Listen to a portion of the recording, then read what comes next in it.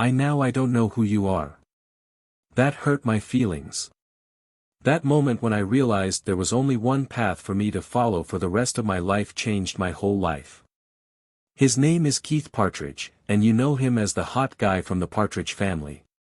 With his perfect smile and hit songs like, I Think I Love You, this guy made a lot of people pass out and dream.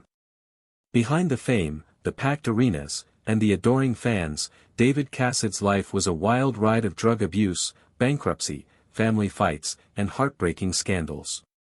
In the 1970s, she made a lot of money, but now she's bankrupt. She went from being the biggest teen hero in the world to being arrested for drunk driving. He went from being a loving dad to loudly rejecting his own daughter. What is that? I put them in. A movie wouldn't be complete without titles. David's story is more crazy than any movie script. How did he lose all his cash? Just how did his mental health issues cause his family to split up? Katie Cassidy, his daughter and Aerostar star, said she never really knew him. Why did she say that? This is David Cassidy's secret story. He had everything, but threw it all away, and he died feeling very bad about it. Watch this video all the way through because it has everything. Fame, money, betrayal, drug abuse, and a heritage that will blow your mind. What took place will shock you. Are you all ready? 1 to 2 David Bruce Cassidy was born in New York City on April 12, 1950. He was only 5 years old when his father, actor Jack Cassidy, and mother, actress Evelyn Ward, split up.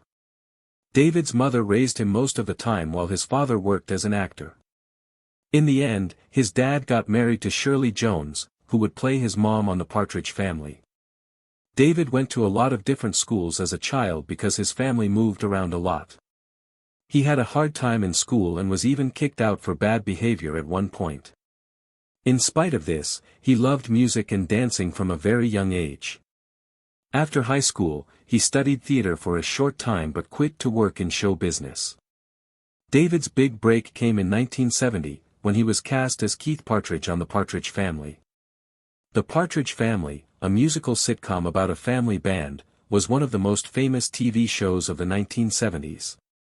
It combined music, comedy, and stories that were good for the whole family. Harry Murphy is someone I have never met. You don't? But I thought Barry Murphy was my crush, but he moved away a year ago. Shirley Jones and a young David Cassidy became stars of the show quickly, and it will be remembered for a long time in pop culture. ABC ran the show from 1970 to 1974. It was about a family band called the Partridges who were trying to make it in the music business while moving in a brightly painted school bus. The idea came from the real-life family band The Cows, whose hits included The Rain, The Park, and Other Things. But the makers made up the story, and David Cassidy's character, Keith Partridge, made it funnier and more teen rom-com-like. David quickly became a teen star after the show became a huge hit. He had a great music career outside of the show thanks to his good looks and singing skills. Hits like, I Think I Love You, made him a superstar, and his performances were so popular that people screamed and passed out at the very sight of him. David was one of the most famous and loved stars in the world at the height of his fame. But being a star put a lot of stress on him. He was sick of only being seen as a teen idol and wanted to be looked at as a real actor and singer.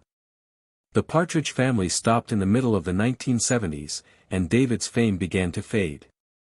With more mature parts on Broadway and in TV movies, he tried to change himself.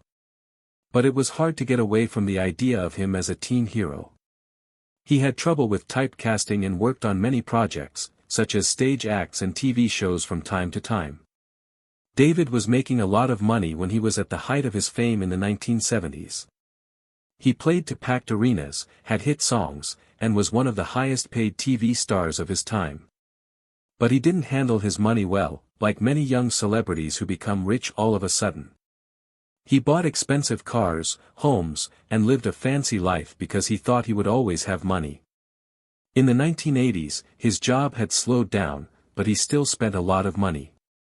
He put his money into risky business and real estate deals that didn't work out.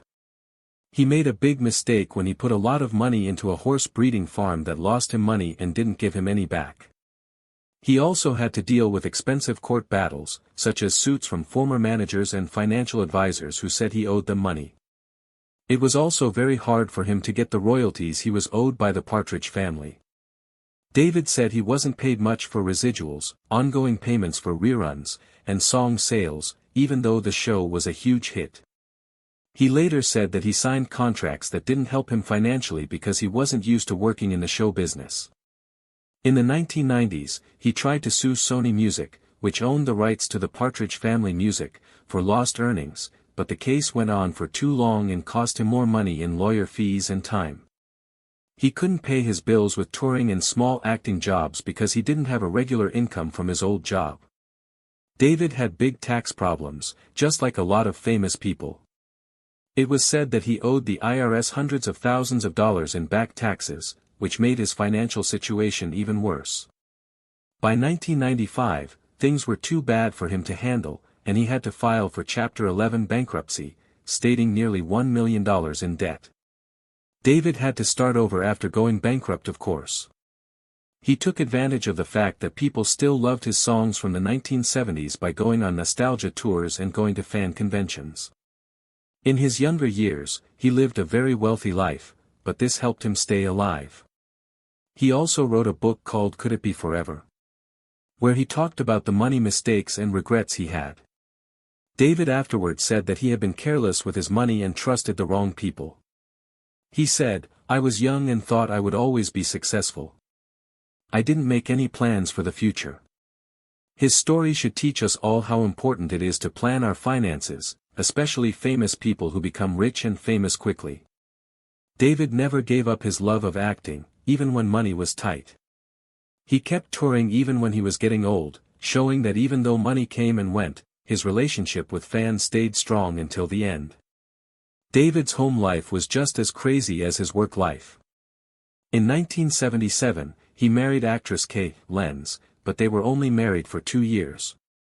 He got married to Mariel Tanz, a horse trainer, in 1984.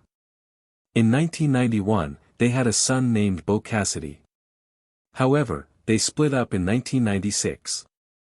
He married singer-songwriter Sue Schifrin for the third time in 1991. They had a daughter together named Cassidy in 1980. Even though there were arguments, they stayed close because they both loved music and playing. His bond with his daughter, actress Cassidy, was one of the most difficult parts of David's life. Even though they loved each other very much, being far apart, having personal problems, and public fights, especially in David's later years, made their relationship difficult. Cassidy was born on November 25, 1986, to David and Cher Williams, who was a model at the time. David wasn't around for a lot of Katie's childhood, though. She was his third wife, and he married her just a few months before Katie was born. Even though he paid her bills, he wasn't very present in her early life. Katie was mostly raised by her mother and her husband, Richard Benedin, who she thought of as her real father. "I didn't really know him," she said in interviews when asked about her connection with David as a child. "He wasn't there." As Katie got bigger and started to become an actress like her dad, they started to talk again. She was in TV shows like Supernatural, Gossip Girl, and Arrow, and David was proud of her success in public. Their friendship was still complicated, though. David made news in 2014 when he said in an interview, "I don't know her," that he had never met Katie's fiancé at the time. "I don't know who her fiancé is." Katie was upset by the comment, so she wrote, "Wow," on social media in response. Lack of words. Fans thought that David's problems with drinking and memory loss might have caused him to say strange things. In 2017, David, who was dealing with dementia, said in an interview that he had given up drinking for Katie but that she had cut him off. This made things worse between them. He cried, "I've never had a relationship with her, and that's been the biggest heartbreak of my life." Katie finally talked about their problems, even though she had been avoiding doing so. "I've always had a heart full of love and forgiveness when it comes to my father, but he's made it clear that we're not close," she wrote on Twitter. It's his choice, not mine. Even though they had a plan, Katie is said to have reached out to David in his last few months as his health got worse. After their fight, she didn't go see him before he died in November 2017, but family members said she had made peace with him behind closed doors. Katie showed her respect for him in quiet ways after he died. She put a black and white picture of them on Instagram and wrote, "Words can't describe how comforting it is to know you are at peace." In honor of the father she loved but never really knew, she got his name tattooed on her wrist.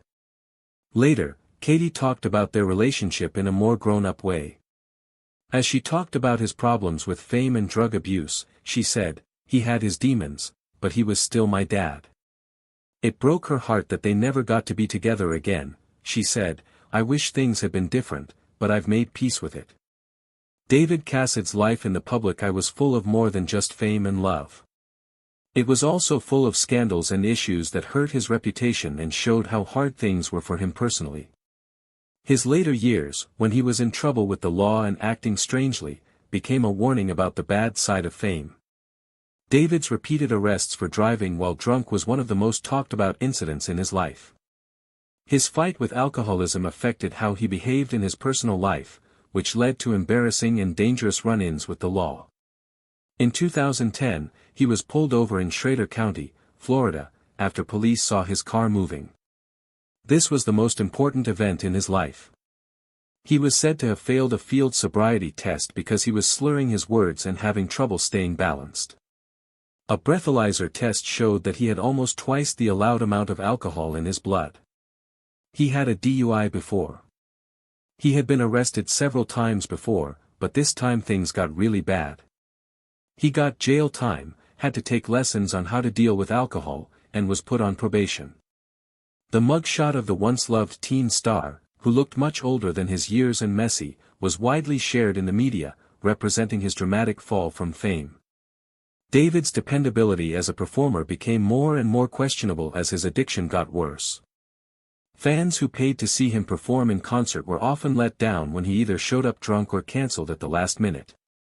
During a show in California in 2012, he passed out on stage and had to be rushed to the hospital. Later, he said he had been severely dehydrated and having problems with his liver. Years of drinking have caused his body to break down in clear ways. Some fans, especially those who had looked up to him as a child, felt cheated.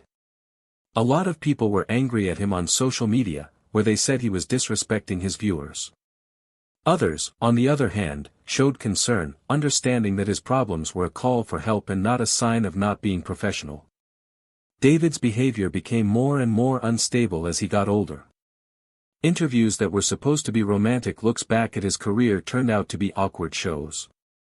In 2014, he said shocking things on the radio about his daughter Katie Cassidy. He said he had never met her fiancé and that they were not dating.